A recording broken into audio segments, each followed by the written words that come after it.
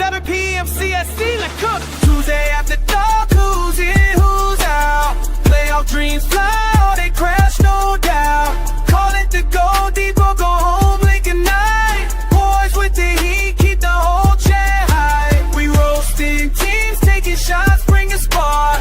Welcome to the madness, Tuesday after dark. NFL looking freaky in that playoff run. So buckle up, baby, let the chaos start. Poking your passer league, don't touch the QB, go deep or go home. League motto of the century, the nights after dark. So the jokes get risky, like the refs calls when they drink get whiskey. Would you rather take a hit from Micah coming off the edge, or read stadium nachos that expired by pledge week? Would you rather watch a team choke on the road, or explain to your friends why you still stay loyal? Would you rather switch QBs with your rival, or join Raiders fans on commitment to survival? Chat going crazy, takes hotter than the sun. Every answer ends with someone yelling, "You're done!" Tuesday after dark, who's in, who's out? Playoff dreams fly, or they crash, no doubt. Call it the go deep or go home late tonight. Boys with the heat, keep the whole chat high. Welcome back, Charles. Thank you. Paul should be here in a little bit. Of course, as I had mentioned a couple weeks ago with the new work schedule and everything, just trying to blend in as much as we can. I'm really excited to see Paul here in a little bit to congratulate him on that fantastic Packers collapse. That was the playoffs. Can I tell you something? He's not going to admit it, but he's going to. He told me, he goes, "You were ducking," and I said, "Paul, of all the people that would duck you and want to miss out on the conflict that would ensue between the two of you, he's not the one." I was so ashamed I couldn't even talk in chat, bro. Right. Yeah. So work scheduled me 4 to midnight, and oh, you didn't want to show up at you didn't want to show up in the car? Yeah, guys. Well, and I woke up at about 3:28 p.m. Yeah, thinking that I didn't have to go to work till 6. Right. Shoot, so I was walking in, getting ready for my butt kicking. Because it's not only did I earn it, but the way the Packers played, I feel like we deserved it.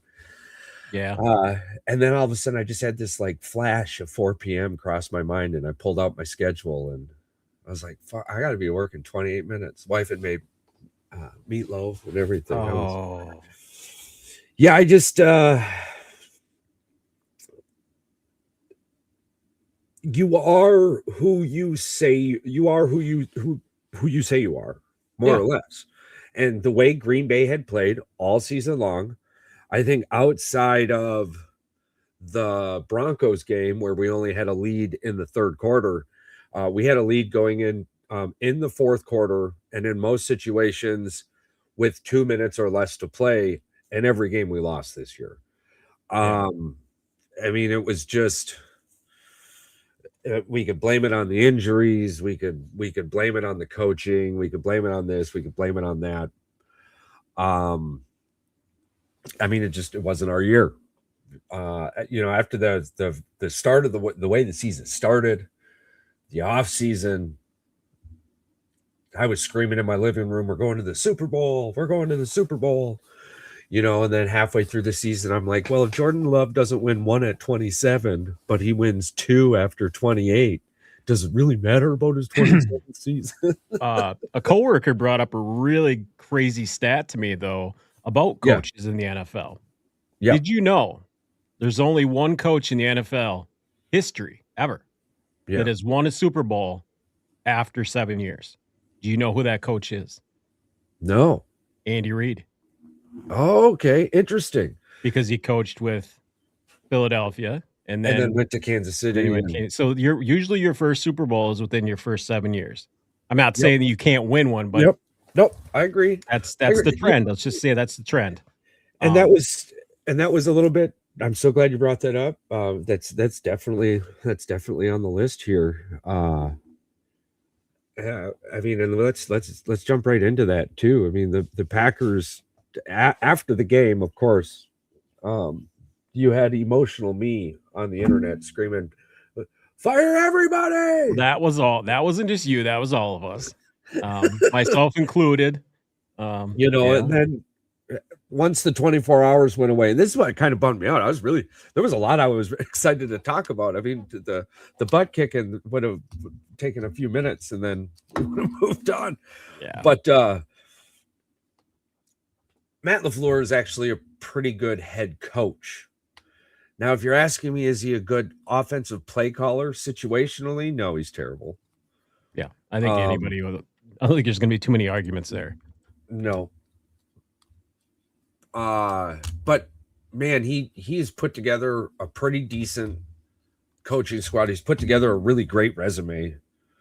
I mean, Matt LaFleur would be, even with Harbaugh on the table, I truly believe LaFleur would have been number one on most people's radar for this head coaching job when it comes to Buffalo, Baltimore, Arizona, Las Vegas, Cleveland, Pittsburgh, especially the Raiders right now with the number one situation that they've got going on there. We'll talk about that in upcoming episodes. Shout out draft in Pittsburgh. I would have loved to have gone. It was said that we were going. A family member now in the same area is getting married later on in that year, so we're going to go to that instead of the draft, and we're going to have a really, really good time doing that. But I mean, how do you feel about that too? Let's say the Packers did get rid of Matt, because it's not, after 24 hours, it's not what I wanted. I looked into it. I thought about it. And I think you're going to feel the same way. I thought about it a lot, and I said, you know what? It would be a complete reset for not just the offense after losing Matt LaFleur, the defense as well. Now with Halfley taking the job there in Miami, well, absolutely. It's like you can't just push this button in the NFL and expect teams to be the same. It's when you have turnover at every level, like that, it's not going to happen. Well, and I thought about that too, and that probably changed my mind quite a bit when it came down to it. It did. And the conversation I had with myself that changed my mind was, take the title town out of it. All right. Like, yada, yada, yada. Yeah. Green Bay's title town. I get it. But like, there were a lot of factors to take into consideration. I mean, for one, collapses happen with young teams. And Green Bay remains a young football team. One of the youngest, if not still the youngest football team in the NFL. So your teachable moments occur in these collapses. And this year, unlike the last couple of years, it's like, okay, yeah, we're the 7th seed and we're only in the playoffs because the playoffs are extended and blah, blah, blah. And it's like, well, it's not that we're only in the playoffs with the playoffs extended. We're in the playoffs. We've made it to the playoffs in 3 years with the youngest team, and this year was growing pains. I mean, the more I looked into it, the more it was just like, we have some holes, absolutely, and those holes were magnified because of our young age and the collapses. And the more I looked at it, the more I'm like, man, this team next year could be so hungry and so angry for the next handful of years. I truly believe that the sky's the limit with Matt LaFleur, with a brand new, with a total reset everywhere, because we're expecting a special teams change, right? I mean, the amount of money that they're wasting on special teams and not getting any results. Yeah. It's got to be, but I just don't know. And I would have thought, here's the thing, the fact that it's taken so long with Goody for them to come to terms with his little contract extension or whatever you want to call it. They called it an agreement. They didn't even call this an extension. They called it an agreement. Yep. So, I mean, Green Bay has always been kind of like, we're not really going to talk about extensions because they're quiet like that. That's fine. That's fine. We know he's the coach. That's all we need to know as fans. We don't really care how much he's getting paid. We don't really care about the stipulations. Like I said, the first 5 games of next season, if he comes out and he has success, or if he falls flat on his face, obviously people are going to go one way or the other way. They're either going to be pissed off that they didn't get rid of him, or they're going to be happier than hell that they still have him. Yeah. Yep. No, I definitely agree with you on that one. I think though that there's a handful of definitive things I was able to look back and go, man, that really irked me. And throughout all of the collapse, we had a veteran special teams coach and a veteran special teams kicker, and they let us down more. Well, I can off the top of my head, 3 games specifically, the Bears game twice. Oh yeah. Both Bears games, the last 2 of the season, and then also special Browns teams game. blunder, the Browns game. Yep, absolutely. Those are 3 games that I'm like, we let it slip away. And then in the Broncos, I believe, what was it? Well, no, the Cowboys game. The Cowboys game was special. There's teams. another one right there. There's 4 wins. The Cowboys starting field average playing was like our 40-yard line. They had 10 yards to go before they got into their playing field the entire game. You just had to throw the ball at the 3-yard line 4 times in a row, and you would have, ooh, there he is. There he I really think that the NFL is going to have to take a wild look at that too. All right. I might not seem like myself. I'm in a lot of pain, but I'm going to muster through it for today. Oh, we appreciate you being here, and I apologize about the pain. Listen, life of being a Army vet. Yeah, I feel you on that one. Broski. Sorry for being late. So now that it's not even that you're being late. This might end up just being a new flow for a little while, where it's like 4:30 to 5:30ish, which East Coast time, it's right when everyone's getting home from work and yada yada yada. So we'll see what happens. I appreciate all of you for being adaptable. Yes. In these if I'm not anything, I'm flexible. We are adaptable. If I'm not anything, I'm everything. Alrighty, so hey, just to give you kinds of a heads up, we were just wrapping up on the Packers full season review.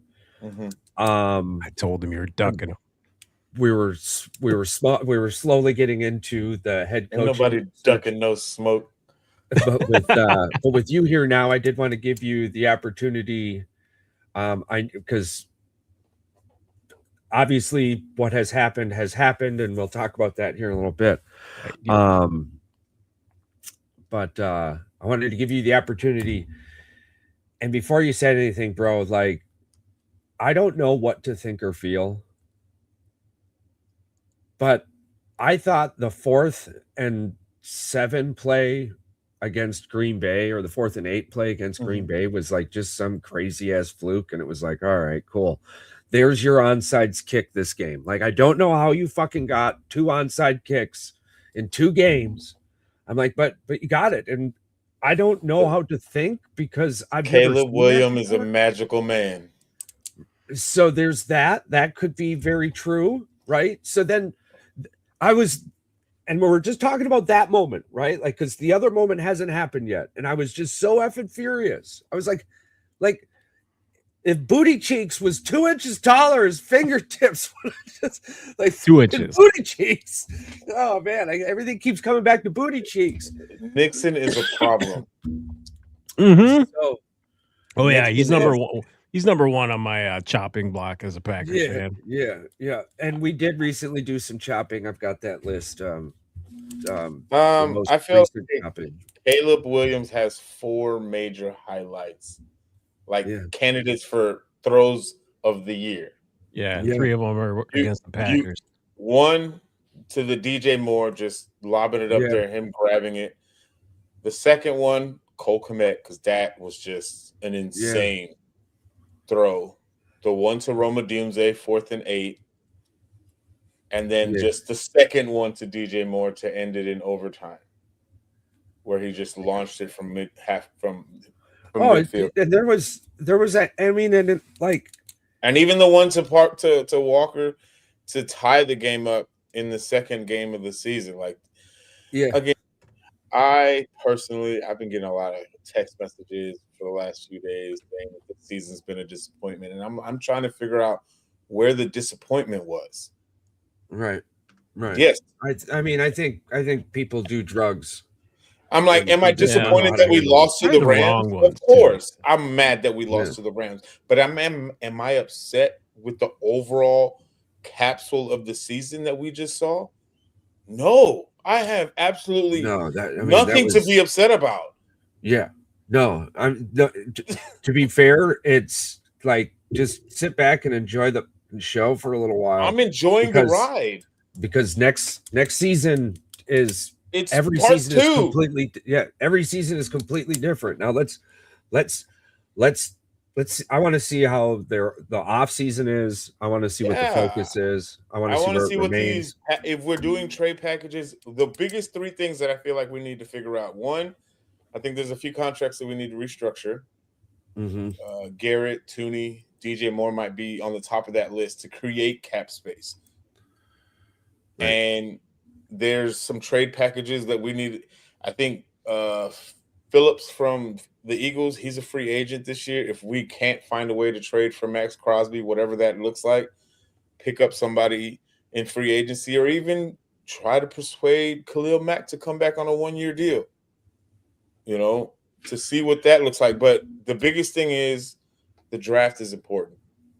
And I got to do research to see interior linemen that are coming out of the draft this year and where they're coming from so I can see the best fits. Because, again, we don't have a high draft pick in the first round. I think we drafted between 23 or 25. I can't remember exactly. So we're going to have to do a little magic.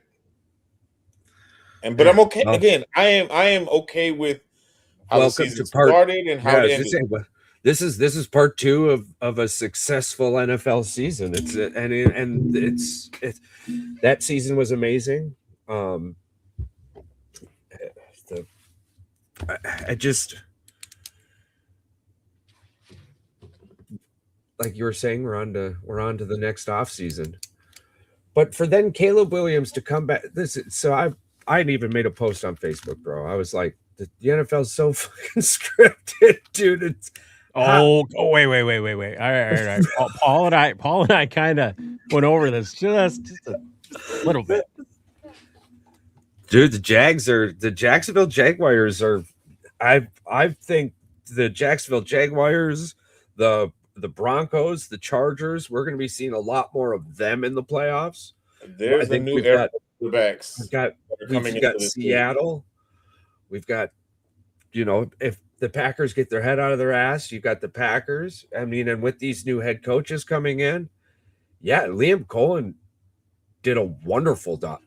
He's still my vote, being unbiased for Ben Johnson. Right. He's still my vote for Coach of the Year. What Liam Cohen did in Jacksonville is ridiculous. Yeah. You went from having a quarterback that was supposed to be the next coming, and he struggled on and off, year on and year in, and multiple head coaches, and then Liam Cohen turns him into this year as he was a dog. And he finally felt like he deserved the 285. Like Trevor Lawrence is getting paid what he's supposed to play like. It's no longer like I don't think about the Waffle House incident with Trevor Lawrence. No, I'm thinking about football. He played to end the season on an 8-game win streak. To end the game on an 8-game win streak and lead your team to a division, a 3 seed, from coming again, Chicago and Jacksonville going from the 1 and 2 spots in the draft. Yeah. So now we're not 1-2 spots, but as bad as we were, multiple both of us having picks. and having a rookie head coach to win your division in your first year as your head coach with a young quarterback. I'm like, I'm grateful for what Ben Johnson did for us. And I'm not saying if he wins it, I'm not going to be upset. However, if I'm being unbiased and I had a vote, I think what Liam did in Jacksonville, I feel like he just did. It just looks better resume wise what he did in Jacksonville with what he had with all the doubts already with the players on that team. We beat a lot of those playoff teams head to head, so proved it already before they even got into the playoffs. Yeah, so he got to my vote, and again, like you said, Charles, the landscape of what's going on with these quarterbacks, these young quarterbacks. This NFL is about this. The NFL is about to get flipped upside down for the next 6-7 years. Well, and the veteran quarterbacks are beginning to be the Trevor Lawrences and the Justin Herberts, and so like we've been talking for many moons about Patrick Mahomes, Lamar Jackson, Joe Burrow, Josh Allen. Okay, now let's make it relative right now. You're on the topic right now of veteran quarterbacks. Is this possibly Stafford's last hurrah with LA? I mean, maybe. If he finds a way to win it all, Chamber going into this season didn't practice. If he wins it all, I can see him walking away. But I mean, there's the Peyton Manning effect as well. You got to take it. You got to take that. I mean, Peyton Manning had a really great season, just missed out on the Super Bowl, and then was like, well, I'm going to come back, and could barely throw the ball 7 yards. Like, he couldn't throw the ball more than 7 yards. Like, the defense basically won him that Super Bowl. And they won a Super Bowl. So I don't know. And teams are crazy. Now, the question is this, I see this being more of a last stint with the Rams than the possibility of Stafford being done. Yeah, but you know who I'm done with? Who are you going to replace him with? I've been saying they're going to have to draft one, I would assume. And they're headed to the Super Bowl, so how are you going to get that done?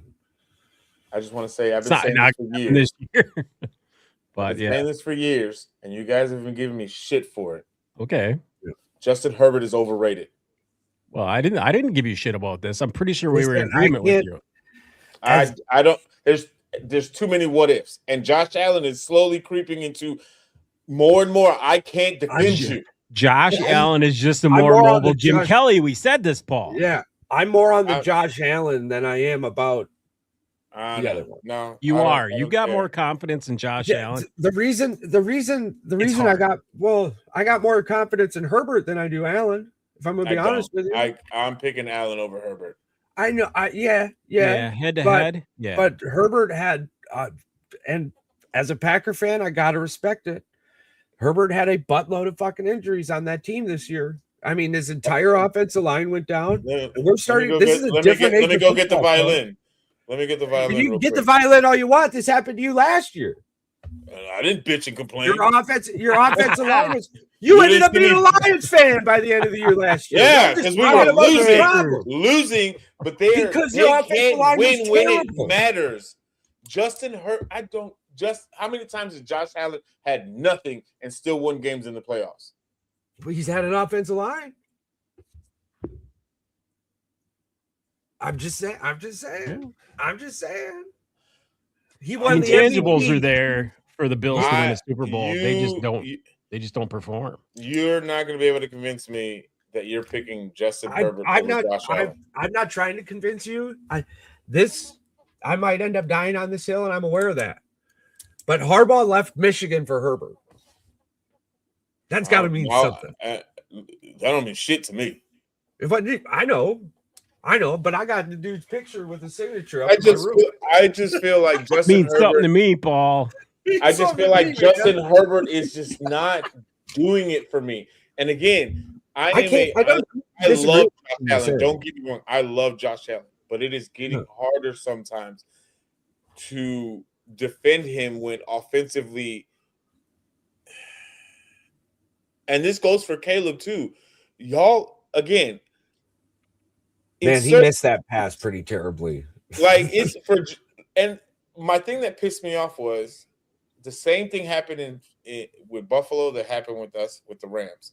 One was considered an interception and not down by contact with the Cook and whoever that guy was from Denver. Same situation.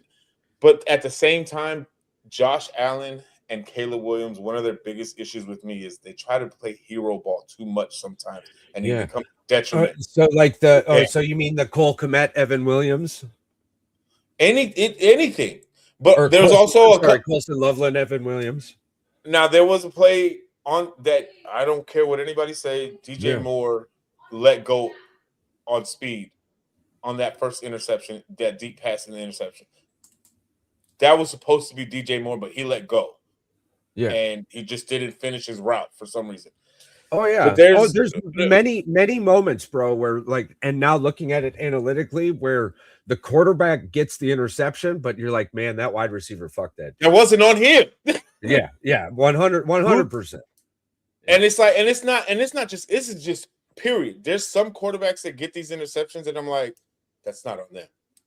Like the ball was where it was supposed to be, but the receiver just did not. Now either they let go of speed or they ran the wrong route. Right. But and those moments in playoff games are detrimental. But of course, but then again, of course, too, we are who we say we are. And that's something that Patrick and I were talking about, right? It was poetic that the Packers went up on the Bears and lost in overtime. That's who we've been all season. Yeah, we're outside of the Denver game, bro. Outside of the Denver game, we were winning in all of our games in the fourth quarter, and most of them until 2 minutes left in the fourth quarter. Yeah. Right? I mean, how do you go into the locker room after allowing 25 points in the fourth quarter? Like, what do you tell your people? Bro, so I thought about this too. And Patrick and I were talking about this earlier. I thought about it, and I said, you know what we watched out there? We watched a young team learn a hard lesson. It feels different from me now that we're removed from the emotion. But you look at a young football team who made mental mistakes and they just mentally collapsed. Now, you did have a couple veteran situations let the team down. For example, the $2 million special teams coach or the veteran kicker, right? Like those guys were in there to solidify those young teams' mistakes. But ultimately it comes down to, I mean, it wasn't our year. I mean, and you could say it, you could blame it on the excuses, you could blame it on the coaching, you could blame it on the situational play calling. The terrible thing is when that happens, and especially in the NFL, I mean, this is what you get. There's a lot of hope. I think there should be a lot of excitement for next year for both of us. We got a rivalry again. We got a real rivalry again. Well, and blood, sweat, tears, pissed off fans. It's great. It's great. But as a Packer fan, this is just our life. And I don't mean to say it. And a handful of years ago, we were battling the Vikings. A few years ago, we were battling the Lions. And now we get to battle the Chicago Bears. And we get all these fan bases, and I love it. And in the NFC North, that's just kind of a Packer thing. And I'm starting to get that. It's just like the Eagles in the NFC East or the San Francisco 49ers, right? I mean, every team loves beating the shit out of the 49ers. Like, you just have those teams. Tom Brady with the Patriots. You know, when it didn't matter who he lost to when he was playing. So that's a more magnified effect. I'm not saying that but just before you popped in, the conversation was heading towards when I remove the title town expectations and recognize how difficult the NFL is and just appreciate the season that was in front of me. Right. I mean, we went through a buttload of just random crap, a young team, made it to the playoffs, played our effing hearts out, and decided it wasn't our year. Like, holes ended up being holy, you know, and good players, soon to be great players, probably took advantage of those situations. And it doesn't matter how great you play, if the other side plays just a little bit better, you can't be upset about that. And that game came down to the Bears making the plays at the end. You know, I think the Green Bay Packers beat the Bears for 177 of 185 minutes of football this season. But the Bears won in the last 8 minutes of when it all mattered the those most. games, and that mattered the most, right? Like that's just what it was. Again, the thing is, there's 60 minutes of football in each game. 60 minutes, not 3 quarters, not 30 minutes, not 48 minutes, not 27. We saw Kansas City do minutes. it. Yeah, we saw Kansas City do it last year, and we get to see Chicago do it. Chicago and Washington did it last year. We get to see Chicago do it this year. I mean, it was to be fair, when you take the Green Bay Packer out of it, and we're at the end of the season now, so I get to be friendly with everyone again. Oh, God bless you. Thank you. I mean, it was a really fun season. It was good football this year. Yeah, it was great football this year. The playoffs were great. They're still great. Like I don't think watched a team win 7 games after losing with 2 minutes left. 7 games after losing with 2 minutes left. I don't think I've seen this many close games in the playoffs like this, where it's like it's going back and forth. Like there's football being played all 4 quarters, and it's just like, this is nuts. I saw this one guy, he made a video saying that anybody that thinks these playoffs are good, you don't know ball. I'm like, are we watching American football, or are you watching what Europe plays? Because what I witnessed in the wild card was freaking fantastic play. And then even the divisional round, even with San Francisco getting their back blown out, to see Seattle and see Sam Darnold not choke the game. Like Seattle's defense looks, and we got a bunch. Shout out Seahawks. I mean, they look good. To me, they came out of nowhere this year. I was like, I'm pretty sure you got rid of Geno Smith for Sam. What was his name? Bradford or Darnold? Darnold. Jackass. Yeah. Sorry. I get those two mixed up. They almost look alike. And again, everybody counted Sam Darnold out again. Yeah. And everybody thought what happened last year with the playoffs. Because again, if you notice, the same scenario that happened with Minnesota and Detroit last year happened again with San Francisco and Seattle. This time, though, Seattle was able to pull away with the W, get the number 1 seed, get the division, and then they had to play San Francisco for a third time. And this time, they blew them out. Is Mike McDonald a better coach than Kevin O'Connell? Who has the better defense is the question. I don't see much difference from the Minnesota Vikings. Minnesota has better offensive weapons as far as receivers. Yeah. But not this season, but last year's Minnesota Vikings defense is really what kept them in most of those games and won them most of those games when it came down to it. You have Jackson Smith and Jigba, you got Justin Jefferson, right? I mean, I think Seattle probably has a better running back. I think Seattle's got the better running back. I think Seattle's got the better receiving. I think Seattle has a better secondary than Minnesota. Right, but we're talking about the 13-win Minnesota team last year. What's the difference? Seattle has a really good scoring defense, but as far as like defense goes in the NFL, they got a lot of luck from takeaways. They gave up a lot. They had a lot of close. Seattle, as good as they are, they had a lot of. They had a lot of one score. They had 7 1-score games this year that they won by. I'm saying that the NFL parity in the NFL this year. You look at a team. Don't just look at the record. No, and that's what I'm saying. I think Seattle is only 2.5-point favorites. So is Mike McDonald a better coach than Kevin O'Connell? Because Mike McDonald is getting the max potential from Sammy.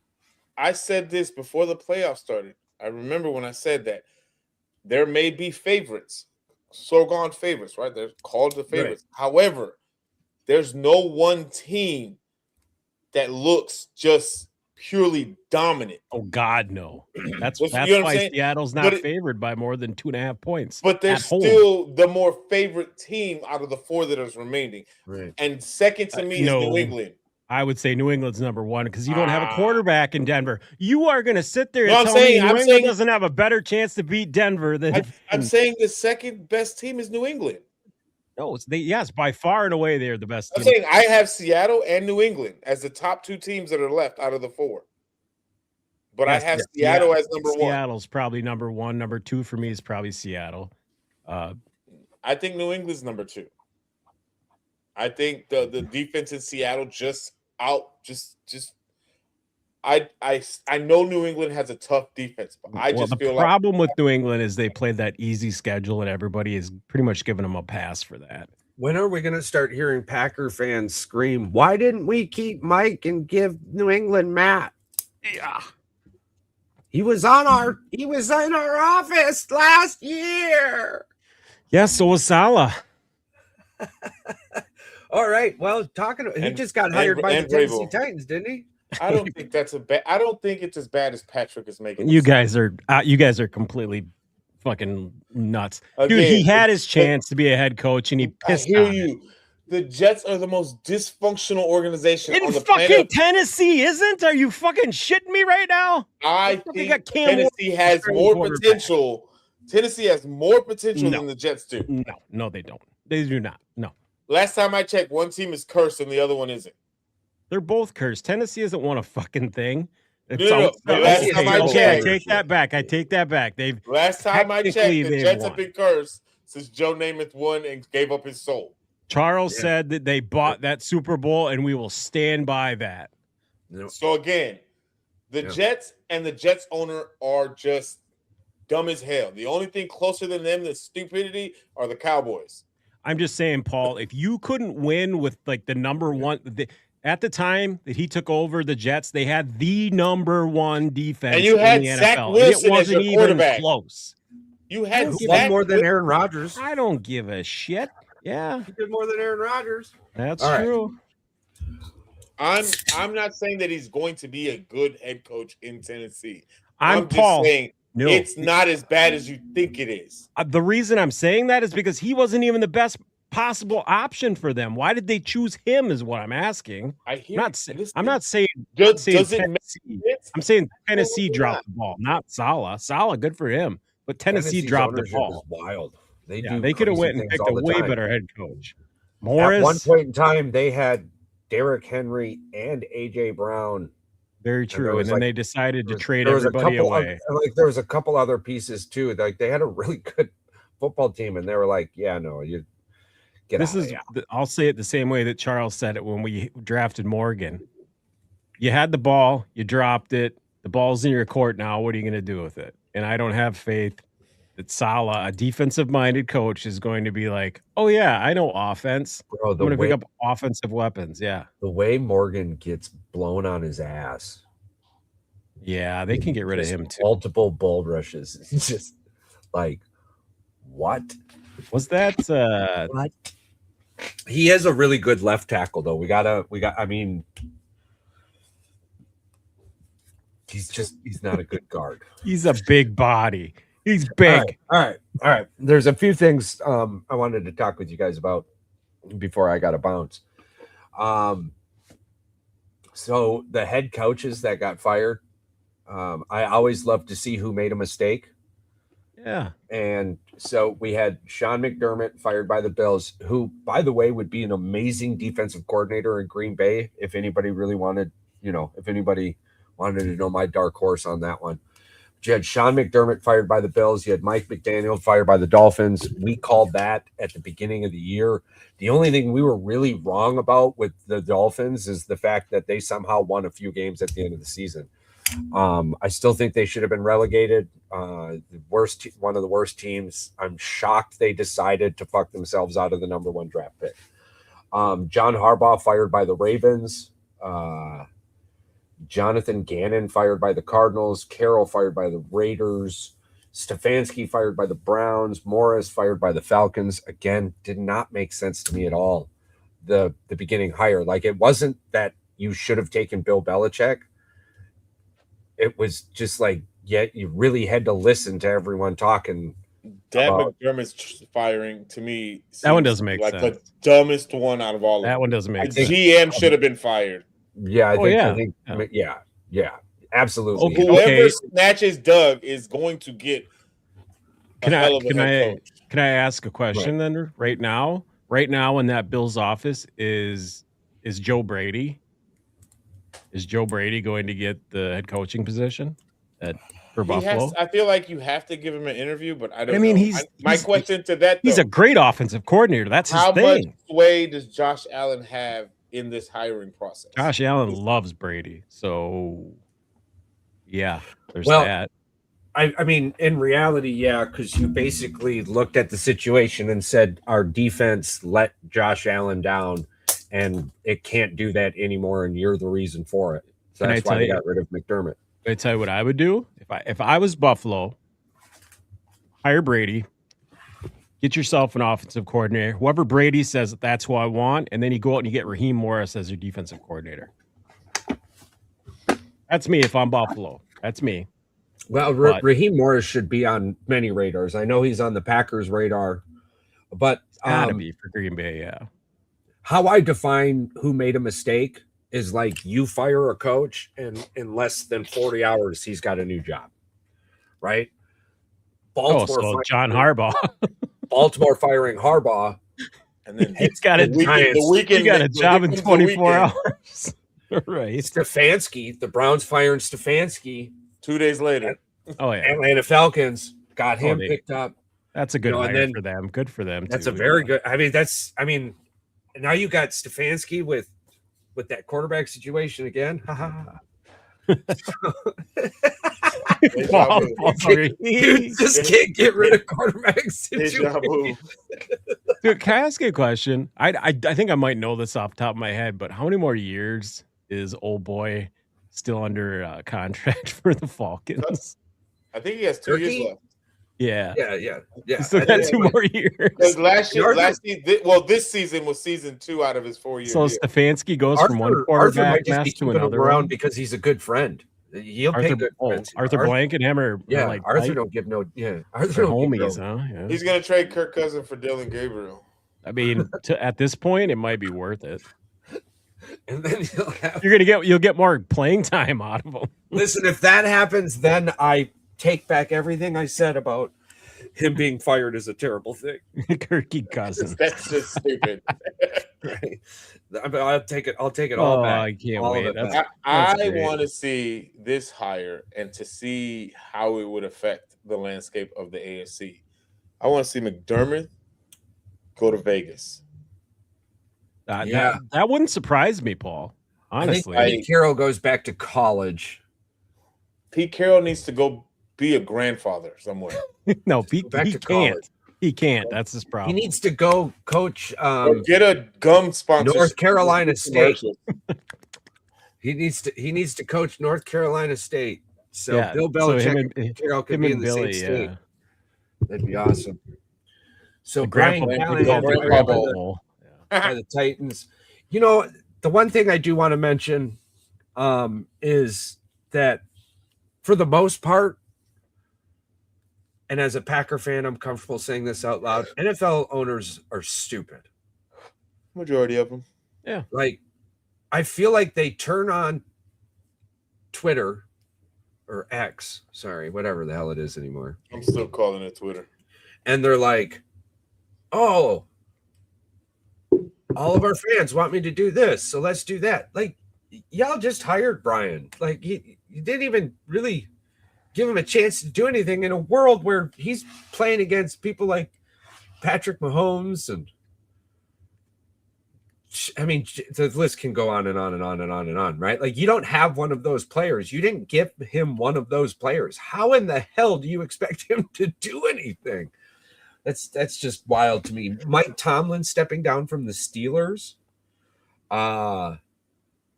Man, here's a thing. Here's a nice little conspiracy for y'all out there.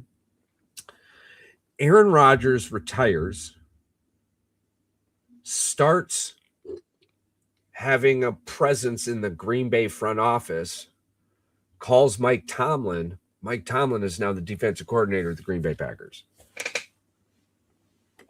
He doesn't want to coach this year, so you'd have to wait till after 2026, 2027. Well, he might not want to be a head coach. No, he said he wants to take time off at least 1 year. Well, he's doing the Mike McCarthy. Yeah, he says he wants to spend time with his family. He's going to spend time on the Pat McAfee show. There was rumors that Harbaugh wanted the Packers job. Did you see this? What's that? Rumors that Harbaugh wanted the Green Bay job if LaFleur was fired or whatever or whatnot. Oh, I could see that. I can believe that. Yeah, he's got Wisconsin ties. Yeah. So, newly hired head coaches, of course, John Harbaugh, Kevin Stefanski, Jeff Hafley, and old boy for the Titans there, Saleh. Again, too, though, like, I'm just like, you just lost 34-6. And you're the defensive coordinator. 41 to 6. Don't shorthand them. They got that tutty at the end, yeah. And you gave up 38 to the Bears. And almost lost. Like, how do you look at that and go, oh, I can't wait to get you in the building? It's befuddling to me. Head coaching job's still open. The same. Buffalo, Baltimore, Arizona, Las Vegas, Cleveland, Pittsburgh. So I think Buffalo one is killing me right now that they don't have a head coach and they're almost in the AFC Championship. I think Buffalo's probably outside of maybe Vegas, this might be the hottest team. I think if you're looking to win now, absolutely. Buffalo and Baltimore are 1-2. You got a franchise quarterback. Buffalo's got to be. I think the ownership in Baltimore is better than the ownership. Yeah, in Buffalo. But I don't think either one of those two stadiums and having. I wouldn't want to coach Lamar though. That's just me. You have a brand new stadium heading up in Buffalo though, so that would be Buffalo's the hot commodity right now. I think Arizona is on the bottom of this list. I think their ownership doesn't pay for crap. Their food is terrible. But they have a really nice fan base. So it's I feel bad. I feel bad for Arizona. Cleveland in the middle of that pack just because you still have somewhat of a good defense. They have loyalty. They have loyal fan base too. But I don't think if you get the right coach, the bar isn't very high in Cleveland. You just have to make it to the playoffs. You win 7 games in Cleveland, you might make the playoffs. Yeah, that defense. I'm just saying, like you just got to make the playoffs within the first 3 years. And so it's not the most attractive job, but I think it's definitely better than what Arizona has to offer. Oh yeah, Arizona's got a failing quarterback who only I don't even know if he wants to be there anymore. It's Arizona, and it's no disrespect to Pittsburgh, but it's like you have nothing right now, literally. Yeah, nothing. I think you don't know if your quarterback's coming back. You don't have a head coach. Your offensive coordinator might get a head coaching job somewhere. So it's just like Pittsburgh is probably one of the weird. That's like a B tier team. It's like there's history, there's championship culture, but it's like, do you really want to go? It's going to be a lot of work. Hey, you want to start over? It's a reset for them offensively. It has to. And as much as we try not to be so hard on him, you're coming in replacing a guy that hasn't had a losing season in 19 years. Yeah. That's a hard egg. The excitement of this season could lure Trey Hendrickson to the Bears. So as a Packers fan, we need to watch that. Interesting. I think the number 1 list on the free agent, we could see Trey Hendrickson in the NFC North. That's just something we need to either Chicago or Detroit. I could see him pulling the strings. Yep, either one of those two. So you have that scenario. I think the number 1 free agent on Green Bay's list should be Tyler Lindenbaum, the center for the Ravens. He's free agent? Yeah, absolutely. Yeah, veteran presence up front. I got to get Boogie in. I got to finish getting ready for work. I got to get some food in my belly. Listen, I appreciate you guys. I didn't want to speed talk into too many things. because there's still a lot to chit chat about. We got the college football championship, Signetti, holy spit, old Curdy boy in 2 years. In 2 years, went to Indiana and won changed the culture. That's NIL. Yeah. He said, who's next? Me, I win. Who's next? I don't know, man. Cuban Mark Cuban just bought Indiana a championship. Michigan's going to be bought another championship here pretty soon with Dave and that sweet lady. I don't see the Big Ten losing the grip on the national title scene. Not anytime soon. Not especially after they which is weird. But I do see Texas A&M. It's the NIL. It's literally leveled the playing field. Nobody is just. Who's it going to be next year? And it could be from any conference. I'm not saying that it's going to be. When is it Harvard's turn? You fucking smart asses. No. I want exactly. I want the chaos that you started with a long time ago. I want Navy or Army or Air Force. I don't give a shit. Put one of them damn freaking service teams in there. Those guys aren't getting NIL money, bitch. They're freaking going out there going to be beat the hell out of them. Army basketball, as it stands right now, is looking to make its way into the tournament. I can't wait. That's awesome. That'd be awesome. Go Army. All right, listen. I love you guys. I appreciate the shit out of you. I love all of our listeners, all of our watchers. Just much love. And the bottom line is the Chicago Bears on paper after the games ended up being the better team this year. And I haven't said that ever. So I figure we had to get that out of the way. I give you respect for that. Thank you. It did kind of feel like I ducked y'all last week, but just income taxes, fucking bills. They're coming up, Charles. They're coming up. I know. I'm about to see if all of this was worth it. I got $50 back. Hell yeah! I talked to my tax preparer. She's like, "Hey, did you work last week?" I was like, "Ma'am, did I work last year? Did I work the year before that?" Who are you talking to? The invisible person on my shoulder over here? Yeah. I appreciate the hell out of you guys. You're please, great, man. Everyone out there, remember, the world is a much better place with you in it. And listen to these guys. They know what they're talking about. Except for when it comes to the Bears. Yeah. Yeah, because I'm always right. That's right. We'll see you guys later.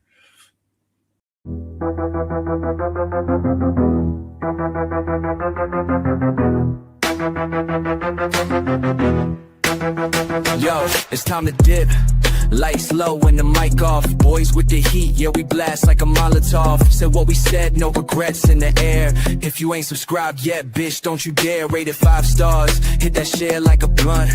Tell your homies, tell your mama we on front. We the truth in the booth, no cap, just flame. If you fuck with the crew, you remember the name. It's goodbye, goodbye to the tribe. We fucking love you, now feel this vibe. Out this bitch with a mic drop kiss. Thanks for riding, we gone, but you won't miss.